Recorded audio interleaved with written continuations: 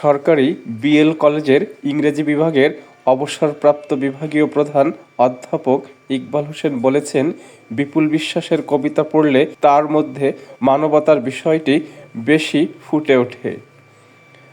তাই আজ থেকে তাকে মানবতার কবি হিসেবে মূল্যায়ন করতে চাই। নড়াইল সদরের সিংগাসোলপুর ইউনিয়নের নলদিচর এলাকায় চন্দ্রাকুঞ্জতে কবি বিপুল বিশ্বাস সহ এসএসসি ও এইচএসসি পরীক্ষায় কৃতী শিক্ষার্থীদের সংবর্ধনা অনুষ্ঠানে প্রধান অতিথির বক্তব্যে এসব কথা বলেন অধ্যাপক ইকবাল হোসেন। নড়াইল কবিতা আসরের উদ্যোগে ১৩ ডিসেম্বর বিকেলে এ অনুষ্ঠানের আয়োজন করা হয়।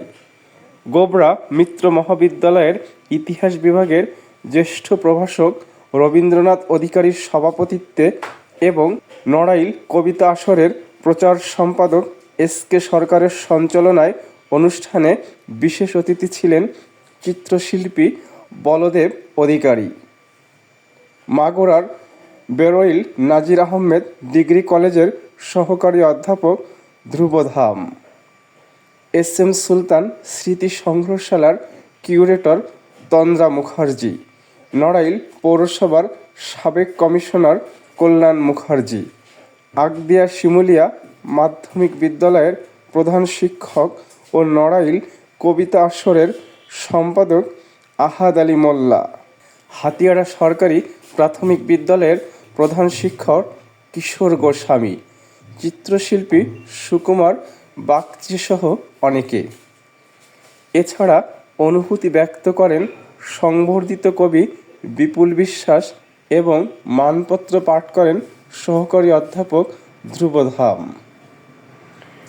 অনুষ্ঠানে আবৃত্তি করেন কবি যাযাবর মুনির, নড়াইল কালেক্টরেট স্কুলের প্রধান শিক্ষক কবি উজির আলী, ইসলামাবাদ দাখিল মাদ্রাসার শিক্ষক কবি টিপু সুলতান, চন্দ্রকথা সাহিত্য পত্রিকার প্রকাশক ও সম্পাদক কবি সবুজ সুলতান এবং পিবিএম মাধ্যমিক বিদ্যালয়ের শিক্ষক মিজানুর রহমান।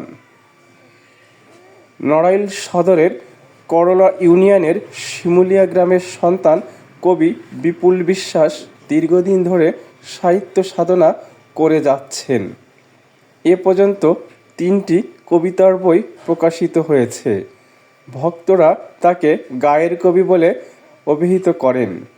তবে সংবর্ধনা অনুষ্ঠানে প্রধান অতিথি অধ্যাপক ইকবাল হোসেন বিপুল বিশ্বাসকে মানবতার কবি হিসাবে মূল্যায়ন করেন।